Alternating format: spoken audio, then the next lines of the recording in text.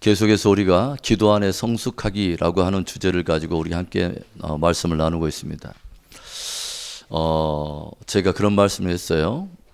주기도문처럼 십계명의 기도는 전반부와 후반부가 함께 나눠지는데, 우리가 주기도문을 우리가 보면은 전반부에 하늘에 계신 우리 아버지여, 다음에 아버지의 이름이 거룩히 여김을 받고 당신의 나라가 임하기를 원하며 주님의 뜻이 이 땅 가운데 이루어지기를 원합니다 라고 하나님의 영광과 그분의 사랑을 드러내는 그런 강구가 먼저 앞선 다음에, 그리고 나서 이제 우리의 일용할 양식과 그리고 그 이후에 것을 우리가 구하는 것처럼 십계명도 역시 두 파트로 나눠지는데, 첫 번째부터 네 번째 계명은 하나님을 향한 우리의 사랑의 어떤 그런 순종의 계명들을 다루고 있다고 하는 거죠. 그리고 5계명부터 10계명은 이웃사랑에 대한 이야기를 다루고 있다고 하는 것입니다.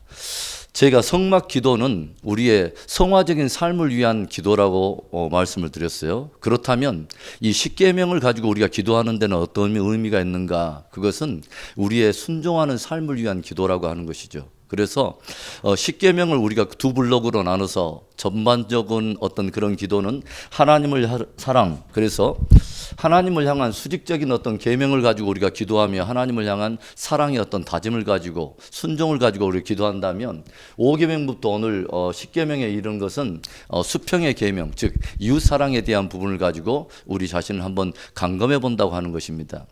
제가 이렇게 10계명을 가지고 기도하는 부분을 제가 연구하면서 제 자신도 이렇게 한번 스캔하게 되더라고요. 내가 정말 하나님을 사랑하고 내 이웃을 내 몸처럼 사랑하라고 하는 하나님의 아주 그 중요한 그 계명을 일반적인 그냥 하나의 객관화된 지식으로만 내가 갖지는 않았나? 정말 그 사랑을 섬세하게 나누는 이 10계명의 스캔에서 내 삶을 돌아볼 때 나는 정말 하나님 외에 다른 신을 두지 않았는가? 또 혹여라도 내 마음속에 하나님을 빗대어 다른 형상을 만들거나 그것에 하나님을 겸하여 섬기는 그런 일을 하려 하지는 않았는가? 또 주님의 이름을 망령되게 일컫는 그런 일은 하지는 않았는가? 내가 정말 안식일을 소중하게 여기고 여호와의 성일이라, 하나님의 거룩한 날이라, 주님이 정하신 그 거룩한 날을 내가 정말 안식의 정신을 가지고 그렇게 지켰나? 그것을 정말 지키되 율법적인 하나의 의무로 내가 지키지는 않았나? 정말 하나님을 사랑함으로 이런 일들을 행했나라는 거 하는 것들을 제 마음속에 감금해 보게 되더라고 하는 것이죠. 그리고 또 오늘부터 이제 나오는 이웃사랑에 대한 계명을 하나하나 조용히 묵상하고 곱씹으면서 정말 이것이 계명이나 율법적인 정신이 아니라 정말 내 마음속에 정말 사랑을 가지고 나는 이런 일들을 정말 행하고 있는가라고 하는 것들을 해보면서 굉장히 좀 이렇게 회개하는 그런 마음이 많이 들었습니다. 그러면서 제가 그런 생각이 들었어요. 일주일에 한 번 정도는 이 10계명을 가지고 다시 한번 나를 스캔해 보면서 기도해야 되는 그런 삶이 되어야 되지 않을까 하는 그런 생각을 해봤습니다. 오늘 이 10계명을 우리에게 주실 때 하나님께서 이스라엘 백성들에게 이 계명을 주시는데 뭐라고 말씀하시냐면, 나는 너를 애굽 땅 종되었던 집에서 인도하여 낸 내 하나님 여호와니라. 그러니까 이 10계명은 어떤 사람들에게 주냐면 하나님의 은혜로 말미암아 애굽 땅에서 구속받은 하나님의 백성들에게 주신 말씀이라고 하는 거죠. 그래서 언약 백성들에게 이제는 하나님의 정적인 은혜로 말미암아 구원을 얻은 백성들이 천성의 한 모형인 가나안 땅을 향해서 이 땅에서 순례 행진을 걸어갈 때 우리의 하나님의 그 백성으로서 예비되도록 하나님께서 주신 여러 많은 계명들 가운데 가장 핵심되는 계명으로 이 말씀을 주셨다고 하는 것이죠. 그것을 신약에 그대로 우리가 접목해 본다면 주 예수 그리스도의 보혈과 십자가로 말미암아 값없이 구원을 얻은 저와 여러분에게 천성을 향해서 순례의 길을 걸어가는 이 땅 가운데 하나님의 그 백성다운 삶을 살아내도록 이 땅 가운데 주신 하나님의 말씀이라고 하는 것입니다. 그래서 어떤 사람들과 이렇게 이야기하다 보면 자꾸 어떤 계명을 이야기하면은 자꾸 어떤 이야기를 하냐면 십자가의 피로 말미암아 구속받은 우리들에게 또다시 계명이 필요하냐 라고 하는 이 계명만 이야기하면 무슨 행위 구원을 이야기하고 어떤 율법주의로 돌아가자는 이야기냐 하면서 엉뚱한 그런 반론을 이야기하시는 분들이 많은데 전혀 그렇지 않습니다. 여러분, 구원받은 백성들이기 때문에 계명을 소중하게 지켜야 되는 것입니다. 할렐루야. 제가 다시 한번 물어볼게요. 예수 그리스도로 말미암아 구원받은 백성들은 계명을 지켜도 됩니까? 안 지켜도 됩니까? 지켜야 합니까? Are you sure? 정말 맞습니까? 그러면 신약적으로 한번 그 이야기를 한번 짚어봅시다. 정말 지켜야 되는가? 고린도 교회에 사도 바울이 이렇게 서신을 보내는 가운데 고린도 교회에 치명적인 하나의 악이 드러났습니다. 그게 고린도전서 5장에 나오는 사건인데 뭐냐면 아마 그 아버지의 어떤 뭐 스텝맘 정도 되는지 어떤지는 모르지만 그 아버지의 여인과 그 성적인 관계에 이 노출되어 있는 죄악이 고린도 교회에 발생했어요. 그런데 이 문제를 가지고 고린도 교회가 치리하지 않는 것입니다. 이 문제를 굉장히 가볍게 넘어가는 이 상황에 대해서 사도 바울이 굉장히 힐날하게 지적하고 있는 그 장면이 고린도전서 5장에 나오는데 그 부분을 한번 넘어가 보겠습니다. 고린도전서 우리 한번 찾아볼까요? 고린도전서 5장 말씀을 보겠습니다. 고린도전서 5장의 말씀 5장 1절에 보니까 그런 말이 있어요. 너희 중에 심지어 어떤 사건이 일어나냐면 음행의 사건이 일어난 것입니다. 그렇죠? 음행이 있다함을 들으니 그런 음행은 이방인 중에도 없는 것이라 누가 그 아버지의 아내를 취하였다 하는도다. 이방 가운데도 보기 드문 굉장히 악한 일들이 교회 공동체 안에서 일어났다고 하는 거죠. 그런데도 이 일을 인해서 통탄이 여기지 않고 하나님의 공동체가 징계의 어떤 그런 자체 종화 능력이 사라져버린 것이에요. 그런데 이 문제에 대해서 사도 바울이 뭐라고 말을 하냐면 이런 말을 하죠. 9절에 내가 너에게 쓴 편지에 음행하는 자들을 사귀지 말라 하였거니와 이 말은 이 세상에 음행하는 자들이나 탐하는 자들이나 속여 빼앗는 자들이나 우상 숭배하는 자들을 도무지 사귀지 말라 하는 것이 아니니 만일 그리하려면 너희가 세상 밖으로 나가야 할 것이냐. 그러니까 무슨 말을 하냐면 내가 너에게 음행하는 자와 사귀지 말라 했던 그 편지의 내용은 세상 믿지 않는 자들에게 하는 말이 아니라는 거예요. 그리스도 예수 안에서 구원받은 너희들이기 때문에 이 편지를 내가 띄어서 너희 가운데 음행해서는 안 된다라고 하는 편지를 띄었다고 하는 거예요. 그런데 11절에 보니까 어떤 말이 있냐면 이제 내가 너에게 쓴 것은 만일 어떤 형제라 일컫는 자가 음행하거나 탐욕을 부리거나 우상숭배를 하거나 모욕하거나 술 취하거나 속여 빼앗거든 사귀지도 말고 그런 자와는 함께 먹지도 말라 함이라. 그러니까 내가 그 기록된 한 내용은 그리스도 예수 안에서 구원받은 신앙의 공동체이기 때문에 내가 이 편지를 띄운 것이다 라고 말하는데 조용히 보세요. 11절에 나오는 사도 바울이 지적하고 있는 많은 어떤 죄악의 요소가 무엇에 대한 많은 내용을 담고 있냐면 십계명에 바로 그 많은 계명을 담고 있다고 하는 거죠. 그러죠? 음행과 탐욕과 우상숭배와 모욕하거나 술 취하거나 속여 빼앗는 그런 일들에 대한 것인데 13절에 밖에 있는 사람들은 하나님이 심판하시려니와 이 악한 사람은 너희 회중에서 내쫓으라. 굉장히 단호하게 이 말씀을 전하고 있다고 하는 것을 보게 되죠. 6장에 보겠습니다. 6장 9절에 불의한 자가 하나님의 나라를 유업으로 받지 못할 줄 알지 못하느냐? 미혹을 받지 말라. 또 나옵니다. 음행하는 자나 우상숭배하는 자나 간음한 자나 탐색하는 자나 남색하는 자나 도적이나 탐욕을 부리는 자나 술 취하는 자나 모욕하는 자나 속여 빼앗는 자들은 하나님의 나라를 유업으로 받지 못하리라. 그러니까 이 사도들이 가졌던 신앙은 철저하게 무엇에 대한 부분을 굳게 붙잡고 있냐면 바로 십계명에 대한 부분을 굳게 붙잡고 있다고 하는 것을 우리가 알게 되지 않습니까? 그러면 우리가 어디로 넘어가냐면 요한계시록으로 우리 한번 가보겠습니다. 요한계시록 21장을 가봅니다. 요한계시록 21장. 요한계시록의 모든 어떤 세대의 마지막 세대의 많은 징조들과 또 나타날 영광과 모든 창세 이래로 선지자들을 통해서 예언해 오신 복음의 신비한 것들이 이렇게 이루어질 것이다 하는 것을 다 이렇게 기록하게 한 그 하나님께서 요한을 통해서 들려주신 말씀이 있죠. 21장 7절에 보겠습니다. 7절에 이기는 자들은 이것들을 상속으로 받으리라. 나는 그의 하나님이 되고 그는 내 아들이 되리라. 굉장히 의미 있는 표현이에요. 그는 뭐라고 말하냐면 나는 그의 하나님이 되고 그는 내 아들이 되리라. 이것을 어디에서 올렸냐면 시내산에서 하나님께서 구속받은 이스라엘 백성들과 맺었던 언약의 핵심이 이겁니다. 너희는 나의 백성이 되고 나는 너희의 하나님이 되리라 라고 하고 말씀하시면서 뭘 들려줬냐면 십계명과 율법을 주신 것입니다. 똑같은 그런 맥락에서 이기는 자들은 이것들을 상속으로 받으리라. 나는 그의 하나님이 되고 그는 내 아들이 되리라 하고 8절에 뭘 말하냐면 그러나 두려워하는 자들과 믿지 않은 자들과 흉악한 자들과 살인자들과 음행하는 자들과 점술가들과 우상숭배자들과 거짓말하는 모든 자들은 불과 유황으로 타는 못에 던져지는 이것이 둘째 사망이라. 또 다시 십계명과 비슷한 내용을 담고 있는 그 이야기를 또 들려주고 있다고 하는 것입니다. 하나만 더 봅시다. 22장 15절 요한계시록을 마무리하면서 또 무엇을 들려주냐면 14절에 자기 두루마기를 빠는 자들은 복이 있으니 이는 그들이 생명나무에 나아가며 문들을 통하여 성에 들어갈 권세를 받으려 함이로다. 15절 개들과 점술가들과 음행하는 자들과 살인자들과 우상숭배자들과 및 거짓말을 좋아하며 지어내는 자는 다 성 밖에 있으리라. 또 무엇에 대한 이야기 하냐면 계명에 대한 이야기를 하고 있다고 하는 것입니다.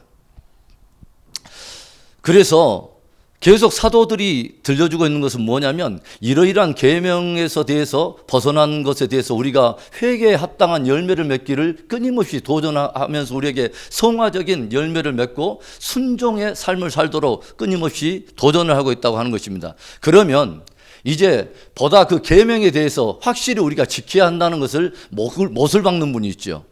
바로 예수님이십니다. 예수님께서 천국에 대한 하나님의 나라에 대한 많은 비유를 이 땅에 들려주시고 하나님의 백성들이 어떻게 살아야 할 것인가를 가장 핵심적으로 엑기스로 모아서 다루고 있는 것이 바로 우리가 말하고 있는 산상수훈의 내용이죠. 그러죠? 그래서 마태복음 5장부터 7장까지는 산상수훈을 다루고 있는데 주님께서 그걸 다루면서 무엇을 말씀하시냐면 내가 율법이나 계명을 폐하러 온 줄로 너희가 생각하지 마라. 이것을 내가 온전하게 내가 하려고 왔다라고 말하면서 주님께서 무엇을 다루냐면 바로 계명에 대한 근본된 정신을 보다 섬세하게 다루고 있는 내용이 마태복음 5장부터 나와 있는 이야기입니다.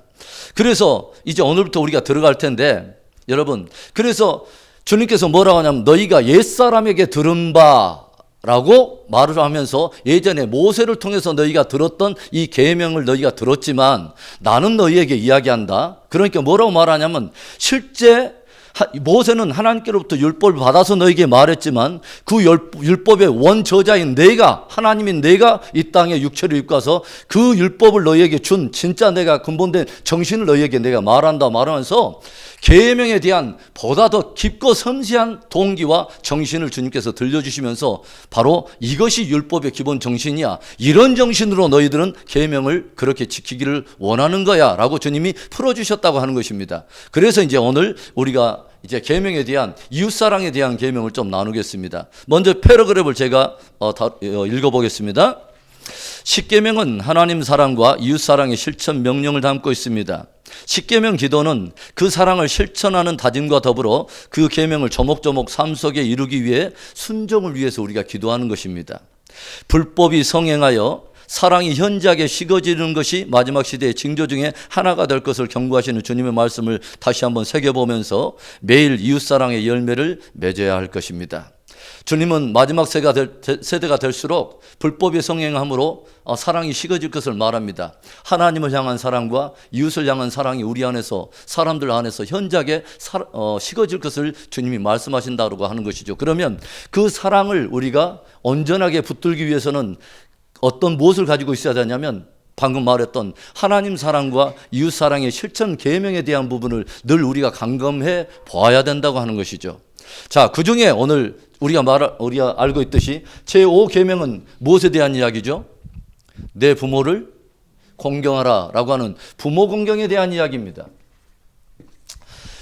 여러분, 여러 이웃사랑에 대한 많은 실천 계명을 주님께서 말씀하실 때 제일 먼저 부모에 대한 관계를 먼저 설정하신 주님의 이유가 무엇일까요? 하나님의 사랑은 어떻게 보면 우리의 존재의 근본과 뿌리를 담고 있습니다. 하나님은. 그러면 실제적으로 우리의 영혼의 주인이 되신 하나님 못지않게 육체로 우리가 이 땅에 존재하게 될 우리의 육체적인 존재의 뿌리가 바로 부모인 것입니다. 그래서 주님은 뭐냐면 눈에 보이는 부모를 향한 사랑으로 또한 보이지 않는 하나님의 사랑과 함께 연결해서 주님은 우리를 바라보신다고 하는 것이죠. 그래서 우리가 잘 알고 있듯이 에베소서 6장 3절에서도 무엇을 말하냐면 너희가 부모에게 공경하라. 이것이 너희가 땅에서 잘되고 장수하리라 라고 말씀하시죠. 특별히 뭐라고 말하냐면 약속 있는 첫 계명이라고 말하죠. 다른 계명에 대해서는 별로 이렇게 약속이 없어요. 그냥 명령이에요. 그런데 이 명령만큼은 약속이 있어요. 이 계명을 너희가 실천하고 순종할 때 정말 마음을 다해서 부모를 정말 사랑을 하게 될 때 뭐냐면 땅에서 잘되고 뭐요? 장수하리라. 우리는 보통 제가 예전에 설교도 했지만은 무엇을 우리가 자꾸 구하면서 우리는 나아가냐면 우리가 왜 사업을 하고 왜 공부하고 잘 되기를 원하냐면 뭐예요? 형통하려고 그래요. 형통하고 싶지 않은 분들은 발을 한번 들어보세요. 모두가 다 형통을 지금 원하잖아요. 그리고 또 우리가 또 뭐 하려고 자꾸 운동도 하고 자꾸 신경을 쓰냐면 장수하려고 그러죠. 그래서 오늘날 우리 시대 이 건강 문제는 굉장히 중요한 문제가 되잖아요. 그렇죠. 그래서 저도 잘 살아보려고 오래 살아보려고 CB 그 하이스쿨에 가가지고 일주일에 3번씩 1시간씩을 막 돌아요. 아주 기를 쓰고 제가 한번 장수해 보려고. 그런데 성경은 우리에게 굉장히 보다 근본적 원리를 하나 들려줘요. 뭐냐면 진짜 형통하고 장수하는 비결의 근간이 무엇에 있냐면 제5계명에 달려있다는 거죠. 저와 여러분이 제5계명을 어떻게 받아들이고 부모님에 대해서 어떻게 섬기고 있는가에 따라서 뭐요? 이런 것들에 아주 중요한 것들이 결정이 된다는 말을 우리에게 들려주고 있는 것입니다. 여기에 대해서 D.L. 무디라고 하는 우리가 잘 알고 있는 그 전도자는 이런 말을 했어요. 우리의 현 처지나 상황은 제5계명의 실천에 좌우됨을 나는 확실히 믿는다. 왜냐하면 하나님의 말씀 그대로이기 때문에. 60평생을 내가 살아가는 동안 깨달았던 것은 남녀를 불문하고 부모를 공경하지 않는 사람치고 번영을 누린 사람은 없다는 것이다. 오늘 당신의 부모를 어떻게 대하는가를 나에게 말해보라. 그러면 나는 당신의 미래가 어떠하리라는 것을 나는 말해줄 수 있다. 굉장히 의미 있는 말이죠. 그러니까 뭐냐면 D.L. 무디 이 전도자는 하나님의 계명을 피상적인 어떤 이야기가 아니라 실제적으로 주님께서 우리에게 말씀해 주신 아주 실제적인 그런 삶의 원리라는 것을 굳게 믿고 있다고 하는 것이죠. 바리새인들을 향해서 주님께서 지적하는 중에 그들 책망하는 내용 중에 뭐가 하나 있습니까? 너희는 하나님께 드리기만 하면 부모님을 섬기지 않아도 된다라고 하나님께 드리기만 하면 된다. 거르반 주님께만 드리면 된다라고 하면서 그것을 빌미로 부모에 대한 어떤 해야 될 도리를 하지 않고 효를 하지 않는다. 이것은 굉장히 이율배반적인 것이다 라고 주님께서 그들의 그런 마음속에 이중적인 마음을 책망하지 않습니까? 제가 이 부모 공경에 대한 이야기를 조용히 묵상을 해보고 거르반에 대한 이야기를 묵상하는 가운데 제가 굉장히 찔림이 왔어요. 제가 네팔 선교사로 있고 그리고 우간다 선교사로 나고 또 타지에 있고 자꾸 이런 일이 있다 보니까 은연중에 뭐냐면 어떤 그 부모님을 섬기는 일들에 대한 것들을 형제들에게 목에게 남기고 나는 이렇게 늘 그 자리에서 오히려 이렇게 좀 면제되어 있는 사람처럼 그렇게 행동하지 않았나라는 그런 찔림이 오더라고요. 굉장히 마음이 아프더라고요. 우리가 이민 사회에 우리가 한국을 떠나서 이곳에 있지만 고국에 계신 부모님이 있거나 부모님이 멀리 있다 할지라도 우리가 행여라도 이곳에 있는 이유가 부모님에 해야 될 어떤 도리에 대해서 면제받아 있는 것처럼 그렇게 하지 않기를 바랍니다. 여러분, 그 주님께서 우리에게 말씀하세요. 이것을 계명 중에 하나로 모든 사회의 어떤 관계, 모든 사람들의 관계의 기본으로 누구와의 관계를 우리에게 도전하냐면 부모님과의 관계를 모든 것의 관계의 뿌리로 우리에게 도전한다고 하는 것입니다. 저와 여러분이 부모님을 사랑하고 공경하되 마음을 다해서 부모님을 사랑하는 귀한 은혜가 있기를 바랍니다. 사도 바울이 마지막 세에 고통하는 때가 이르르니 마지막 시대 중저 중에 사람들마다 부모를 배반하고 배약하는 일들이 일어난다. 그래서 윗사람에 대한 공경이 무너지는 것은 마지막 시대에 서서히 접어드는 하나의 그 사회의 강포한 징조 중에 하나가 된다고 하는 것입니다. 여러분, 부모님을 정말 우리가 마음속에 두고 깊이 사랑함으로 주님께서 약속을 주신 형통과 장수의 은혜가 저와 여러분의 모두의 것이 될 수 있기를 주의 이름으로 축복합니다. 6번째 계명은 뭡니까? 살인하지 말라는 거예요. 살인하지 말라. 그러면 살인은 우리가 보통 보면 피상적으로 다른 사람들을 어떤 가해가지고 죽이는 그런 살인도 있지만 부지 중에 성경은 오살한 그런 일도 있게 될 것을 말하고 또 스스로 목숨을 끊는 그런 자살의 행위, 이 모든 것이 어떤 살인의 범주 안에 들어가는 것을 성경이 지적을 하고 있어요. 그런데 주님께서는 우리에게 이 살인에 대해서 무엇을 말하냐면 보다 근원적인 뿌리부터 주님은 말씀하죠. 이제 그러면 우리가 산상수훈 가운데 그 말씀을 들어가 봅시다. 마태복음 5장 21절을 가봅시다. 마태복음 5장 21절. 오늘 낮에도 식사를 하면서 그런 이야기를 했어요. 최근에 많은 사람들의 마음이 굉장히 강포해지는 것을 많이 본다. 어제 제가 유튜브를 보는데 우리 신 목사님도 봤더라고요. 보니까 어떤 내용이 있냐면 그 한국에서 어떤 사람이 이렇게 택시 운전을 하는데 이렇게 어떤 아가씨가 이렇게 횡단보도를 건너가고 있어요. 그런데 제가 보니까 횡단보도에 보통 아가씨의 속도로 이렇게 건너가고 있는데 택시가 저 멀리서부터 이렇게 오는데 갑자기 횡단보도 앞에서 이제 아가씨가 거의 지나갔는데 택시 기사가 내려가지고 이 아가씨를 거의 뭐 한 2, 3분을 계속 구타를 하는 거예요. 왜냐하면 너무 늦게 건너갔다는 거예요. 예. 조용히 보세요, 여러분. 요즘 저는 어떤 것을 느끼냐면요. 굉장히 우리 세대의 사람들이, 우리와 우리 자녀 세대들 안에, 굉장히 사람들 안에 분노가 굉장히 많다는 걸 제가 많이 느껴요. 굉장히 분노가 많은 것을 우리가 봐요. 그래서 왜 이런 일들이 자꾸 일어날까? 어떤 기성세대에 대한 분노? 또 그 안에 어떤 처리되지 않는 그런 상처와 이런 것들이 막 쏟아지기 시작하는데 여러분 그 뭐 총기로 이렇게 다른 사람을 죽이는 어떤 그런 일들이라든가 어떤 분노를 쏟아내는 막 이런 일들을 보면 여러분 조금 좀 섬찟섬찟하지 않습니까? 굉장히. 그리고 어떤 때 보면은 막 사람들이 보복 운전을 해가지고 그 사람을 막 치명적으로 죽는 상황까지도 막 몰아가는 일이라든가 주변에 있는 일들이 범상치가 않아요, 요즘은. 그러죠?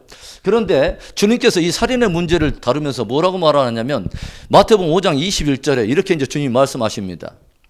옛사람에게 말한 바 살인하지 말라. 즉 몇 번째 계명이냐면 6번째 계명을 너희가 모세를 통해서 너희가 들었으나 이런 지금 말을 하고 있는 거죠. 그런데 누구든지 살인하면 심판을 받게 된다는 것을 너희는 분명히 들었다. 그런데 22절 이 계명을 너희에게 원래 주는 이 율법의 저자인 내가 너희에게 이 계명을 왜 주었는가를 그 근본된 정신을 내가 말해줄게 라고 말하면서 22절에 그러나 나는 너희에게 이르노니 형제에게 노하는 자마다 심판을 받게 되고 형제를 대하여 나가라 하는 자는 공회에 잡혀가게 되고 미련한 놈이라 하는 자는 지옥불에 들어가게 되리라. 여러분 얼마나 심각합니까? 여러분 계명을 가볍게 생각했던 그런 우리의 마음속에 계명을 폐하는 것이 아니라 주님은 뭐냐면 계명의 근본된 정신본부터 주님은 다시 세워준다는 거죠. 우리 안에. 뭐냐면 이 살인은 피상적인 살인의 문제가 아니라 근본된 뿌리가 무엇에부터 시작한다는 것을 말하냐면 이 우리 안에 분노의 감정으로부터 일어난다는 것을 말하는 거죠. 그러죠? 그래서 미움이나 이런 것들은 당연히 가만히 놔두고 처리하지 않으면 이것은 자연스럽게 점점 발전하고 점점 눈덩이에 돼서 불어나서 그 어떤 상황과 어떤 환경이 지금 이것에 대한 부분을 딱 필요 충분 조건에 딱 합당한 일만 벌어지면 상황이 딱 맞아 들어가면 언제든지 이것이 살인과 버금가는 수준의 어떤 행동으로 드러날 수 있다는 것을 말하는 거잖아요. 그것을 여사랑에 우리가 보여주는 성경의 첫 번째 살인의 사건이 일어났던 바로 가인에서 보지 않습니까? 에베 안에서 일어났던 어떤 그런 충격적인 사건이죠. 그러죠? 그런데 하나님께서 아벨의 재물을 연락하신 걸 보고 마음속에 시기와 다툼이 일어나면서 주님이 분명히 경고했지 않습니까? 네가 네 안에 있는 그것을 처리하지 않으면 그건 굉장히 위험하다라고 분명히 주님이 경고하셨음에도 불구하고 그것에 대해서 가볍게 생각하다 결국 뭐냐면 돌로 동생을 쳐 죽이는 첫 번째 그 살인자가 되는 그런 일이 벌어지지 않습니까? 우리가 그러면 요한일서를 또 한번 찾아보겠습니다. 요한일서 3장 15절, 요한일서 3장 15절을 우리 한번 봅시다. 요한일서 3장 15절에 우리는 보통 예수 믿고 구원을 받는 어떤 이 문제에 대해서 예수 믿고 구원받으면 마치 자유방임으로 하나님께서 그냥 널브러지게 이렇게 풀어준 것처럼 이야기하는데 절대로 그렇게 생각하면 그 신앙은 굉장히 위험한 신앙이 됩니다. 여러분, 주님이 우리를 십자가로 구속하셨다는 바로 그 귀한 은혜는 우리를 어디로 자꾸 몰아가게 돼 있냐면 거룩한 삶으로 몰아가게 돼 있는 것입니다. 할렐루야. 그래서 3장 15절에 13절부터 볼까요? 형제들아 세상이 너희를 미워하여도 이상히 여기지 말라. 우리는 형제를 사랑함으로 사망에서 옮겨 생명으로 들어간 줄을 알거니와 사랑하지 아니하는 자는 사망에 머물러 있느니라.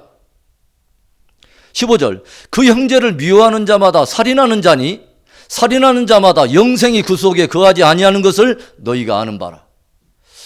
사도 요한도 무엇을 말하냐면 이 살인은 무엇에부터 비롯되냐면 미움으로부터 비롯됐고 이 살인하는 자는 뭐예요? 영생이 그 속에 거하지 않는 것이다 라고 말하는 거죠. 그래서 우리가 진정 그리스도 안에서 구원받았다고 하는 것에 자연스러운 어떤 하나의 열매가 뭐냐면 형제를 사랑한다는 것입니다.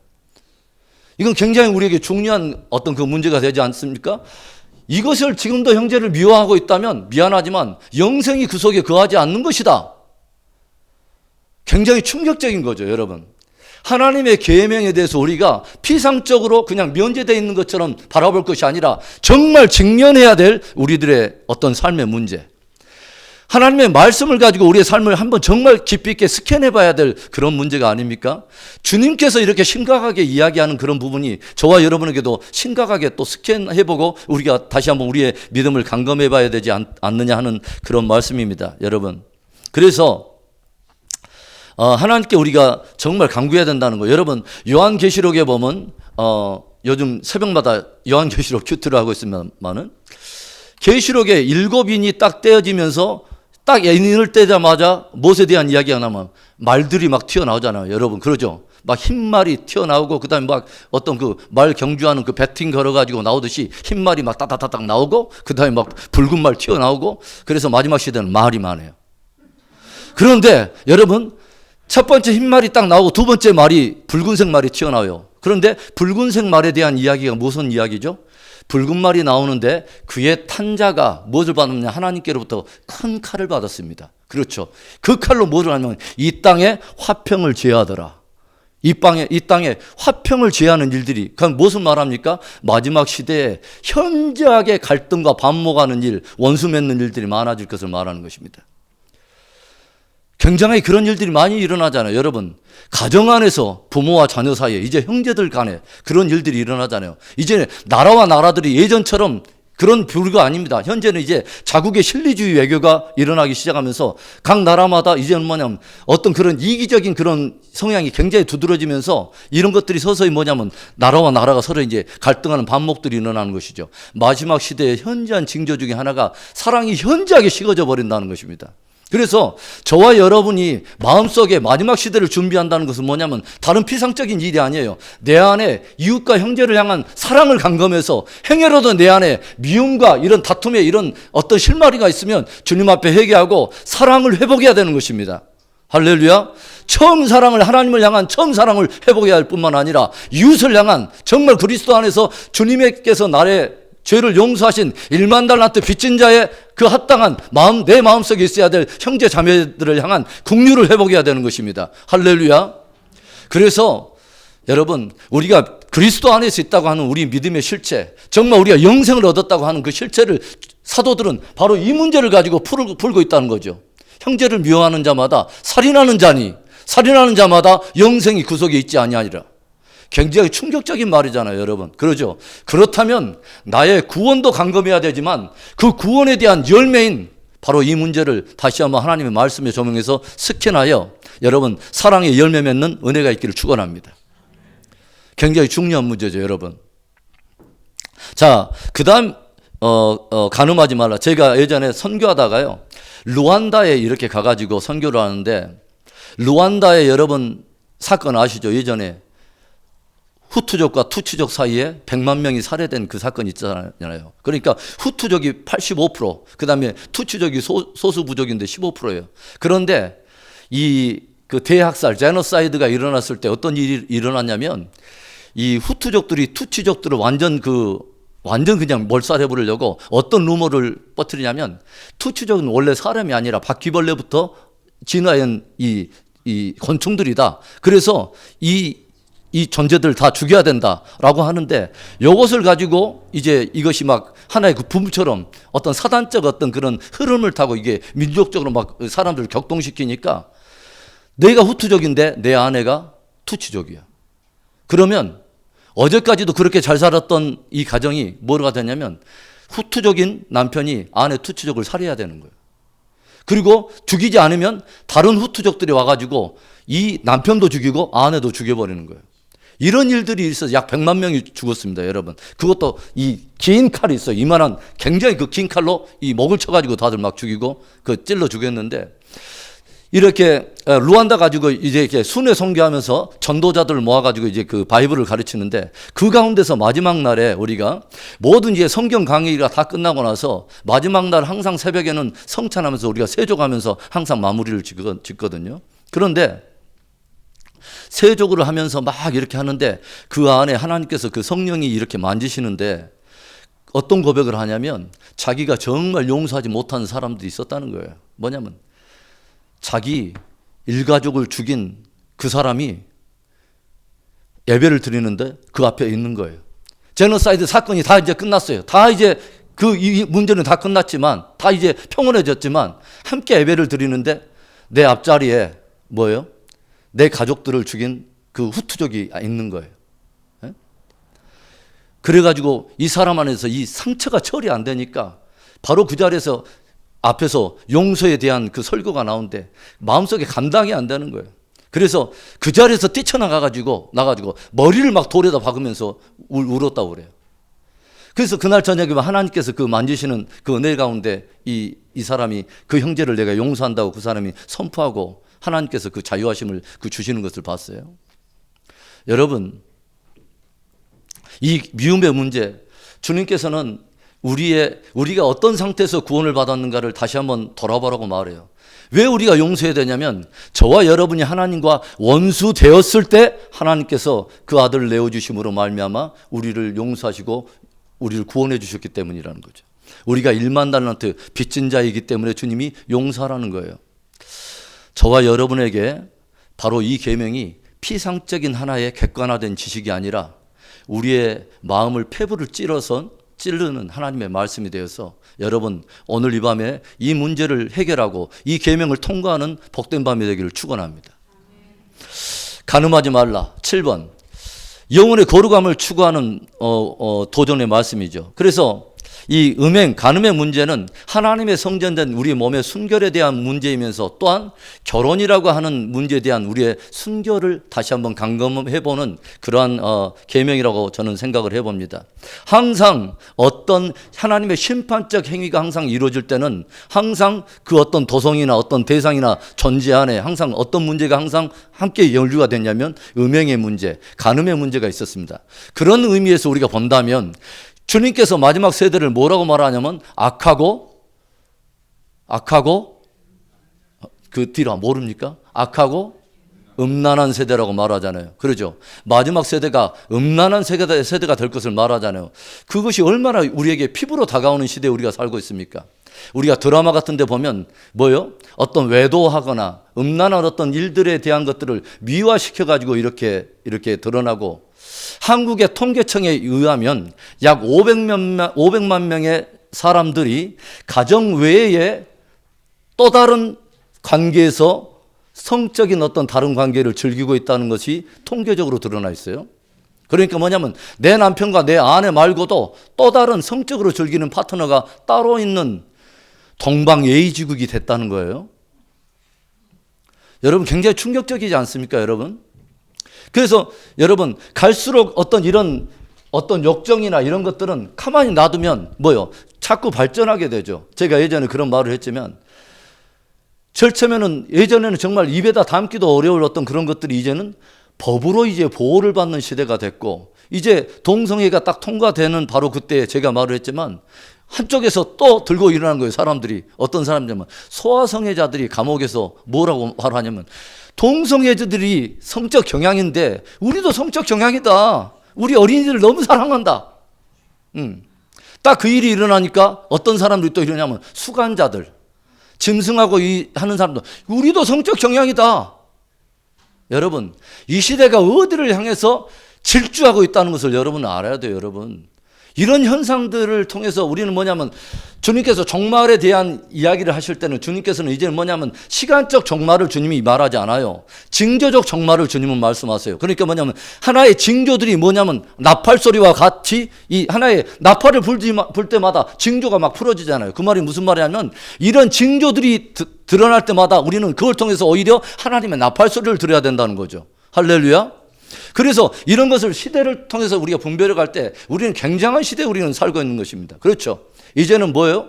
이제는 너무도 손안에 쉽게 들어와 있어요. 스마트폰을 통해서. 우리와 우리의 자녀들. 이제는 요가 없이 이건 관리가 안 돼. 그러죠?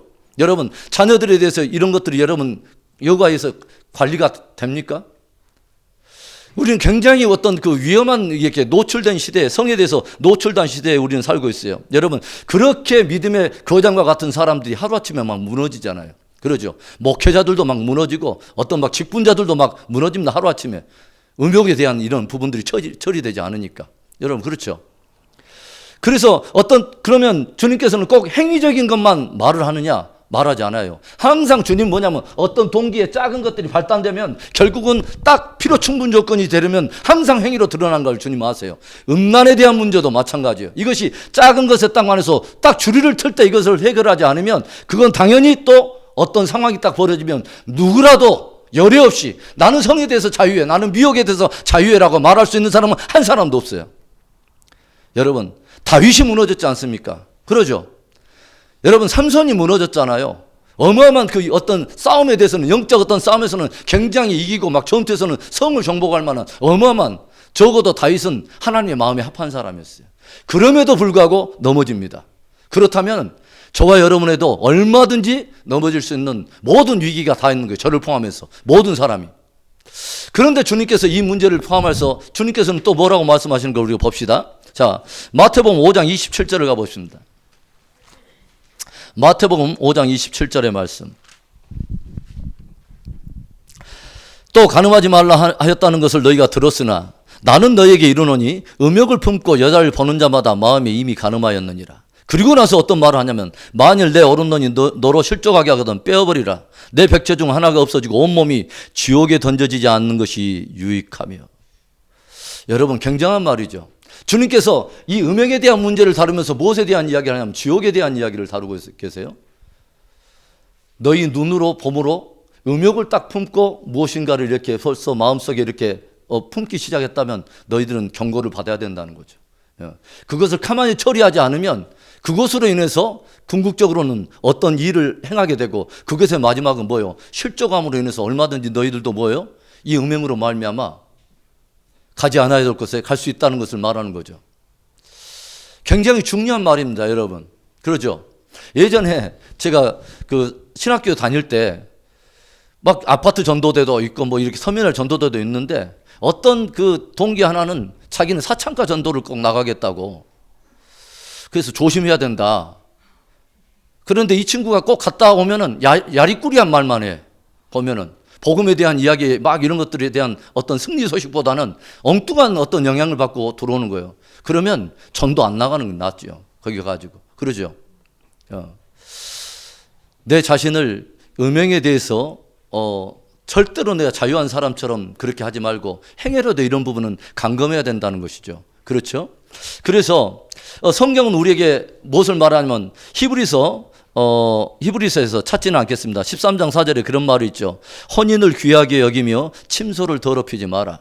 우리 안에 주님께서 오늘 보면은 뭐뭐 하지 말라 이런 말씀이 나오지만 사실은요, 소극적인 이런 태도에서 주님은 하한 선을 정해놓은 거예요. 이 선은 절대로 넘어가지 말라. 그러나 사실은 우리는 적극적으로 말한다면 오히려 더 다른 쪽에 말씀을 붙들어야 되는 거죠. 그러죠? 예를 들어서 너희는 술 취하지 말라 라고 말할 때 나는 술 안 먹었으니까 아니면 또 꼭 취하지만 않으면 되지 않은 건가요? 주님이 하한 선으로 정해준 그 문제를 가지고 맨날 그 이슈를 가지고 붙드는 사람이 아니라 주님이 말씀하시는 것은 이 하한 선이 아니라 적극적인 것이 있는 것이죠. 그러죠? 술 취하지 말라고 하는 술에 대한 이야기가 본격적인 주님의 말하고자 하는 핵심이 아니라 성령의 충만함을 받으라는 거예요. 할렐루야. 그래서 이 문제를 가지고 계속 버겁게 신앙생활하는 그 정도 선이지 말고 이것이 아니라 딱 돌아서서 성령 충만을 받기 위해서 힘을 쓰라는 것입니다. 할렐루야. 그래서 성령 충만을 받으면 이 문제를 하지 말라 하라 해도 안 해요. 그러죠. 그 일이 벌어지겠죠. 그러면 음행을 피하라, 음행하지 말라라고 하는 말은 뭐냐면 우리가 거룩을 향해서 우리가 전진하면 되는 것입니다. 하나님이 하라고 하신 바로 그 거룩의 열매를 위해서 우리가 보다 적극적으로 나가면 이 문제가 해결되지 않겠어요? 할렐루야. 여러분, 요셉도 넘어질 뻔했잖아요. 요셉은 어떻게 보면 우리가 볼 때는 참 모양새는 정말 좀 어떻게 보면 쪽팔리게 나간 거죠. 그러죠. 보디발의 아내랑 둘이 한 집에 딱 있으면서 젊은 청년이 어떻게 보면 여러분 젊은 청년 요셉 아내는 지금 정욕이 한참 타오르고 있을 만한 그 나이 아니에요. 더군다나 타국이에요.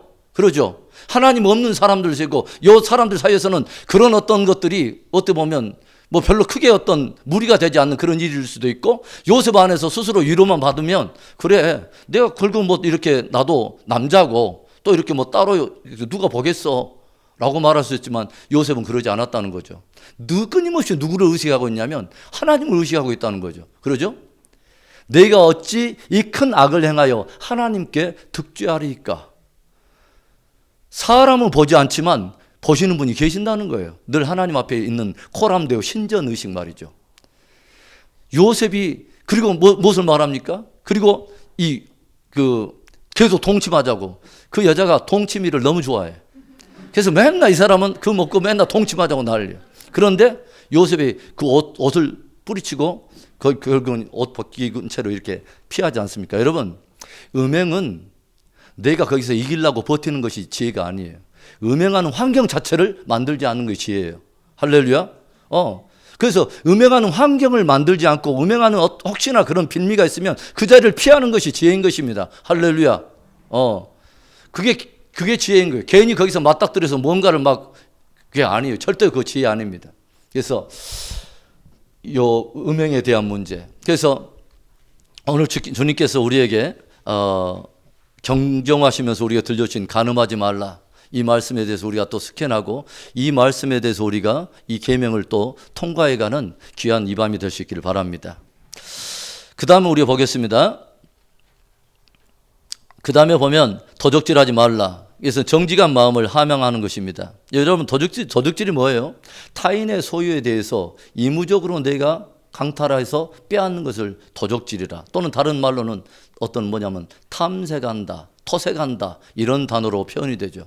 그래서 남의 어떤 소유에 있는 것을 내가 의무적으로 강탈하는 것을 이것을 도적질이라고 한다고 말하는 것이요. 그 가운데서는 예를 들어서 어떤 조금 더 비유적으로 말한다면 부정직한 어떤 그 상거래라든가 아니면 다른 사람들에게 빌려가지고 갚지 않는다거나 이런 것들도 사실은 한 부분에는 도둑질이라고 우리가 말할 수 있죠. 여러분, 삭개오가 있었습니다. 삭개오는 뭐예요? 세리였습니다. 그래서 세금 받는 사람인데 삭개오가 나중에 예수님을 만나고 예수님을 영접하고 딱 어떤 상황이 딱 바뀌기 시작하면 삭개오가 입에서 무슨 말이 나옵니까?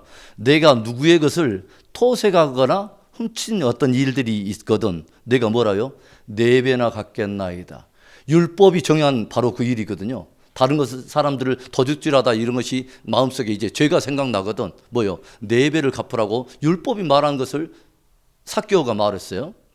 그래서 구원을 살래 안 살래? 그러니까 구원을 정말 내가 살게요. 그래가지고 삭개오가 됐는데 이 삭개오에게 구원의 딱 그 문제에 대해서 예수님을 딱 영접하고 내가 4배나 갚겠나이다 했을 때 주님이 비로소 무슨 말씀하시는지 아세요? 오늘 이 집에 구원이 이르렀으니 이 사람도 아브라함의 자손이 되었노라. 여러분, 우리 크리스찬들은 물질에 대한 문제에서 정직해야 돼요. 다른 사람한테 빌려 쓴 거 있으면 반드시 갚아야 됩니다. 주님 뭐라고 말합니까?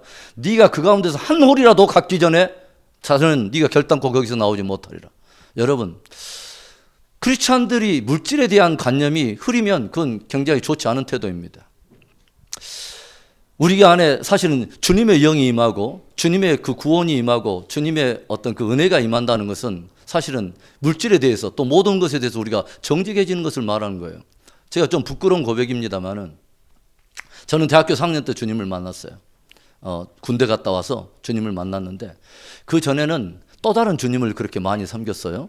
그래서 보혜라든가 뭐 진로라든가 하여간 엉뚱한 주님을 좀 많이 섬겨서 그때 하여간 이 황금마차보다는 이렇게 포장마차를 많이 이렇게 들락달락 출입하면서 그러면서 굉장히 내가 외상을 깔면서 많이 이렇게 주님을 많이 섬겼어요. 그리고 제가 군대 갔다 와서 제가 주님을 뜨겁게 만났잖아요. 뜨겁게 만나고 나니까 내 마음속에 그 외상 깔아놓은 이 마차들이 딱 생각이 나는 거예요.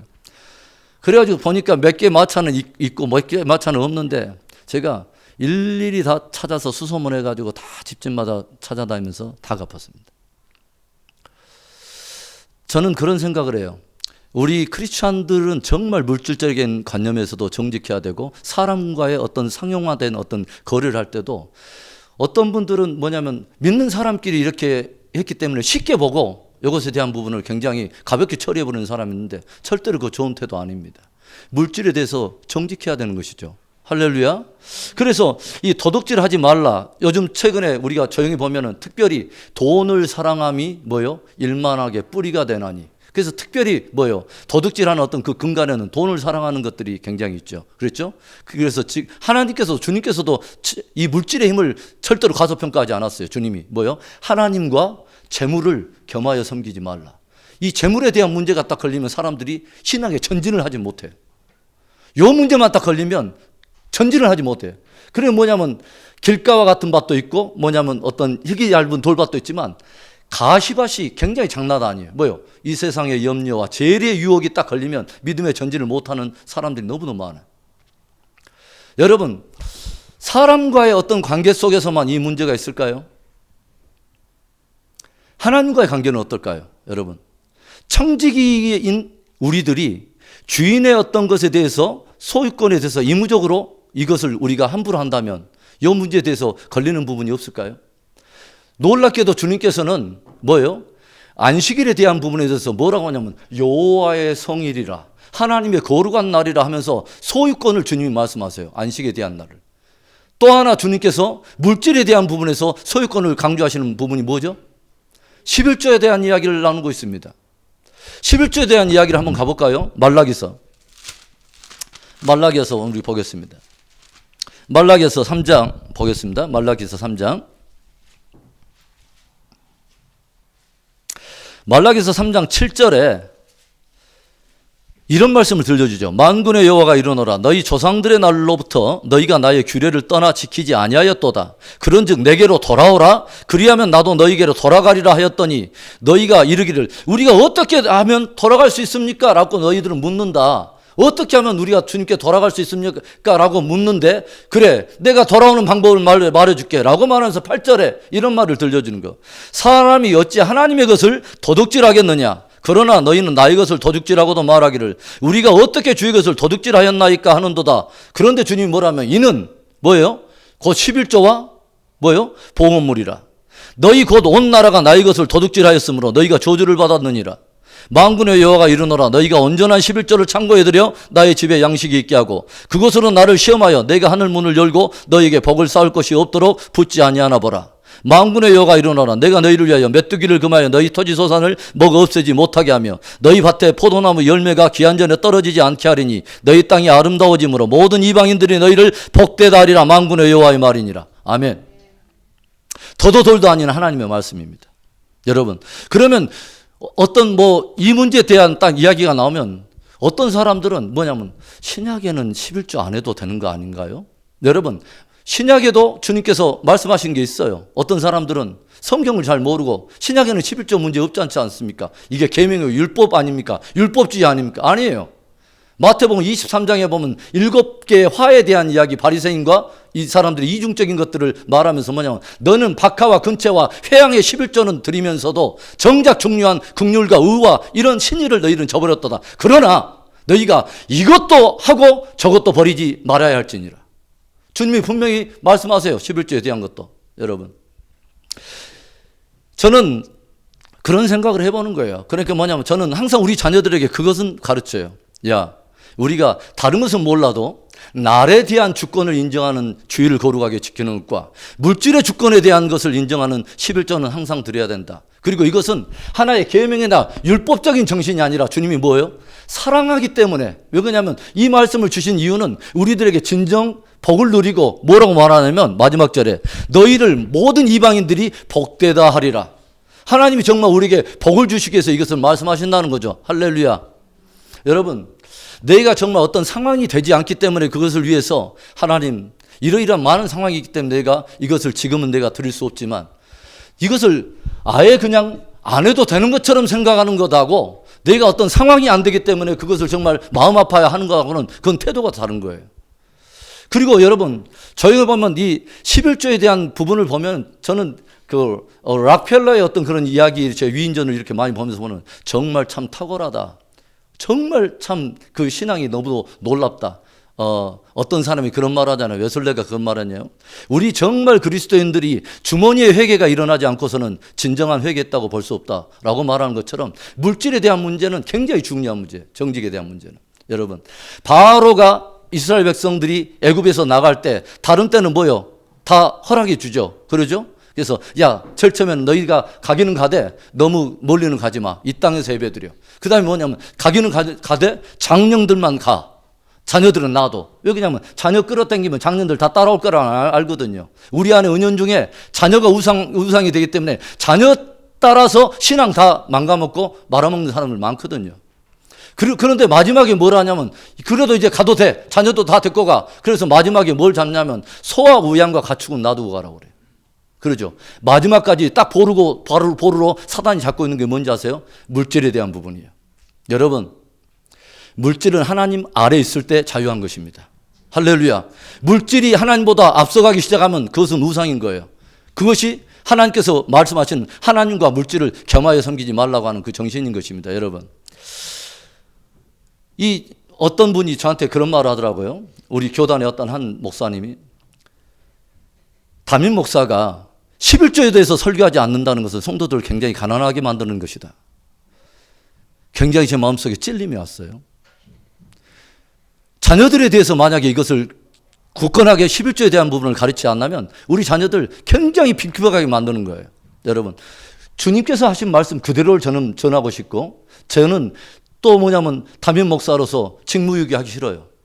하나님이 전하신 말씀을 그대로 전하고 싶고, 여러분, 저와 여러분이 말 그대로 11조에 대한 부분을 사모하시면서 드릴 수 있기를 바라고, 이런 것에 대한 부분을 뭐냐면 상황이 되지 않을 때는 하나님 이런 부분을 꼭 할 수 있도록 주님 축복해 주세요. 우리 가정이 11조 위에서 굳건한 하나님의 또 부어주신 능력을 경험할 수 있도록 주님 축복해 주세요. 여러분, 이 믿음이 오늘 이 밤에 통과되는 귀한 은혜가 있기를 축복합니다. 예. 그래서 락펠러가 11조 계산하는 사람이 37명 아닙니까? 한국에서도 또 내노라는 어떤 많은 사람들 중에 크리스찬 기업가들 중에 얼마나 그 어떤 11조를 통해서 많은 복을 받는 사람이 얼마나 있습니까? 저는 하나님의 말씀을 있는 그대로 믿습니다. 11조를 통해서 하나님이 동록이 뚫는 것을 막아주고 메뚜기가 어떤 토산을 주님께서 해야 하는 것을 주님이 막아주죠. 어떤 사람은 막 벌기는 벗는데 술술술 막 빠져나가는 대책 없잖아요. 그러죠. 여호와께서 세워주지 않으면, 세우기는 세웠는데 또 주님이 지켜주지 않으면 다 빠져나가는 거예요. 안 서는 거예요, 여러분. 하나님의 말씀 위에 굳건하게 세워지는 귀한 여러분이 될 수 있기를 주의 이름으로 축복합니다. 그 다음에 내 이웃에서 거짓 증거하지 마라. 혀를 진실로 다스리는 게 굉장히 중요하다는 거예요. 여러분, 거짓을 굉장히 가볍게 생각하는 사람이 있어요. 거짓말하는 것을 굉장히 가볍게 생각하는 사람이 있어요. 아니에요. 거짓은 사단의 최고의 무기예요. 그러죠. 처음에 온 인류를 다 넘어뜨려 버렸던 사단이 가지고 있던 주무기가 바로 이것을 가지고 오지 않습니까? 그러죠. 거짓으로 가지고 와서, 그래서 사단을 뭐라고 하냐면 거짓의 아비라고 말해요. 처음부터 거짓을 말해왔던 자예요. 그렇죠. 그런데 우리가 거짓을 굉장히 가볍게 말한다는 것은 안 되는 거죠. 그러죠.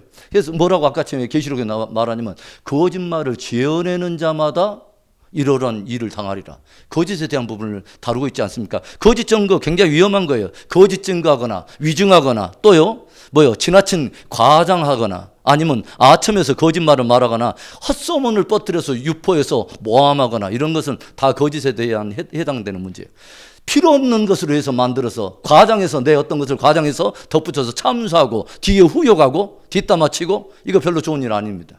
여러분, 입술에 파수꾼을 두사 하나님 주께서 주신 참된 진리의 말을 하게 하소서 여러분 기도해야 됩니다. 할렐루야. 여러분, 많은 사람들을 모아놓고 예전에 세미나를 할 때 많은 사람들에게 자기가 받았던 많은 상처들 중에 그 받았던 상처가 어떤 말과 더불어서 연관이 되어 있는 상처라면 상처이신 분 손들어 보세요 하니까 95%가 들어요. 그 말은 뭐냐면 저와 여러분은 끊임없이 말로 인해서 다른 사람을 실족하게 한다는 거죠. 실족하게 할 수 있다는 거죠. 그러죠.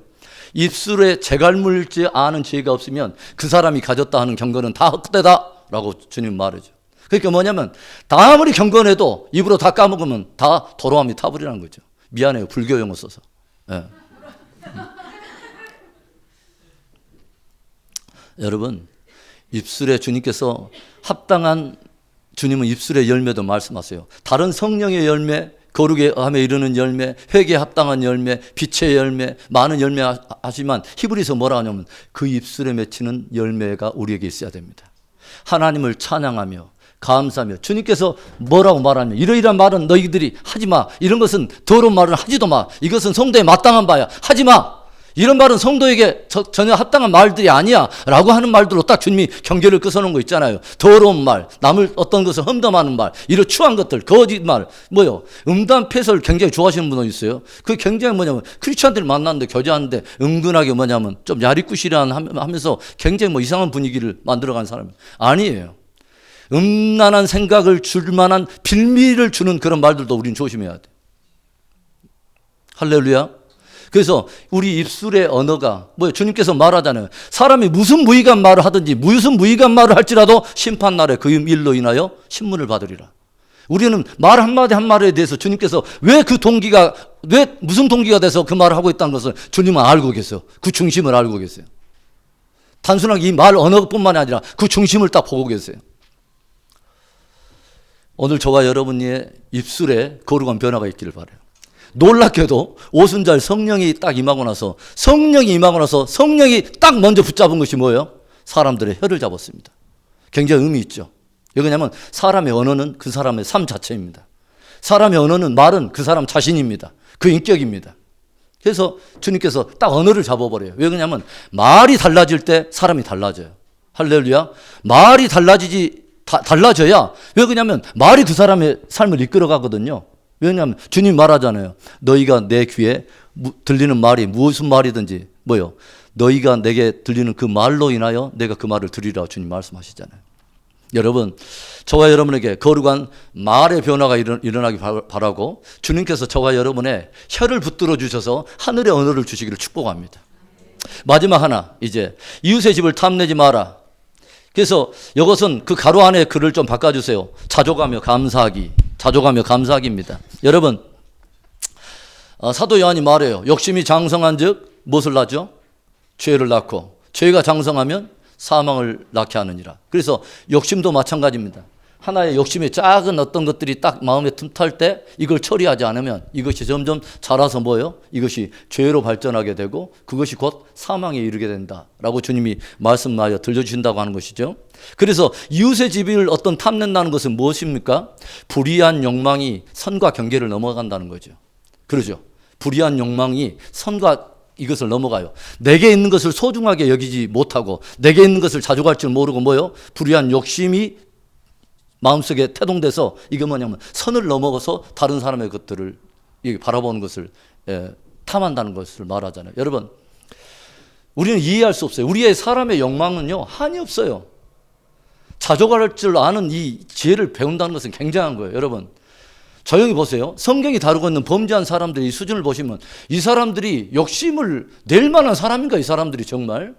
여러분, 다윗은 왕입니다. 그 사람이 마음만 먹으면 많은 여인들을 더 합당하게도 거느릴 수 있는 사람이에요. 나단 선지가 책망하지 않습니까?